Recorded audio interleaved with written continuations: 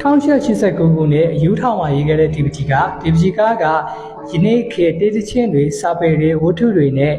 မြမောက်ခေတ်ပကြီးအနုပညာလောကရဲ့ထင်ရှားတဲ့ပြရုပ်တစ်ခုဖြစ်ရှိနေတဲ့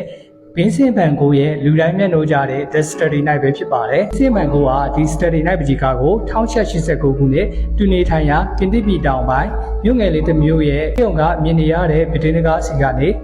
သူ့ရဲ့ငယ်ပွားမညံဖြစ်တဲ့ Holland ပြည်တောင်တန်းတွေရဲ့အနာကချက်ချောင်းတစ်ချောင်းနဲ့ရောင်ငွေလေးတွေရာပိုဂရောင်းကထောင်တက်နေတဲ့ Cypress Pin တပင်တို့ဟာပြည်ရဆုံနဲ့ညအလယ်မှာငင်းချမ်းစွာအိပ်ပျော်နေတဲ့ပုံစံမျိုးဖန်တီးခဲ့တာလည်းဖြစ်ပါတယ်။ငင်းချမ်းခြင်းရဲ့စံချိန်မှအပြင်အဲ့ဒီချိန်ဘင်းစင်ဗန်ကိုတူရောက်နေခဲ့တဲ့နေရာကတော့စိတ်ချမ်းသာရေးစေုံမှာပဲဖြစ်ပါတယ်။ဒါကြောင့်မို့လို့ဘင်းစင်ဗန်ကိုကဒီ Study Night ပကြီးကားကိုစိတ်ချမ်းသာရေးစေုံ1889 ခုနှစ်မှာဖန်တီးခဲ့တာလည်းဖြစ်ပါတယ်။ဘင်းစင်ဗန်ကိုကအဲ့ဒီစိတ်ချမ်းသာရေးစေုံမှာပဲ1889ကနေ90ခုနှစ်အထိတစ်နှစ်ကြာများနေထိုင်သွားခဲ့ပြီးတော့နောက်ထပ်နာမည်ကျော်ပကြီးကားများစွာလည်းဖန်တီးပြခဲ့ပါသေးတယ်။ဒီပကြီးကားနဲ့ပတ်သက်လို့နောက်ဆုံးတစ်ချက်ကတော့သူအသုံးပြုခဲ့တဲ့ကာလာတီးတွေပါဒီကာလာရောင်တွေကိုဘင်းစင်ဗန်ကိုက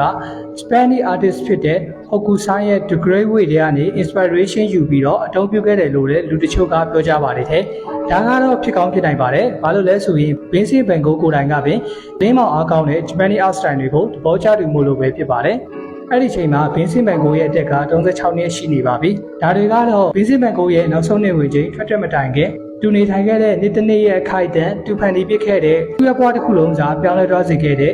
ကမ္ဘာနာမည်ကြီးပကြီးကားတစ်ချက်အကြောင်းအနည်းငယ်ပဲဖြစ်ပါတယ်။အားလုံးကိုကျေးဇူးတင်ပါတယ်။နောက်ထပ်ပကြီးကားတွေပကြီးစရာတွေနဲ့တူပြန်လာခဲ့ပါမယ်။6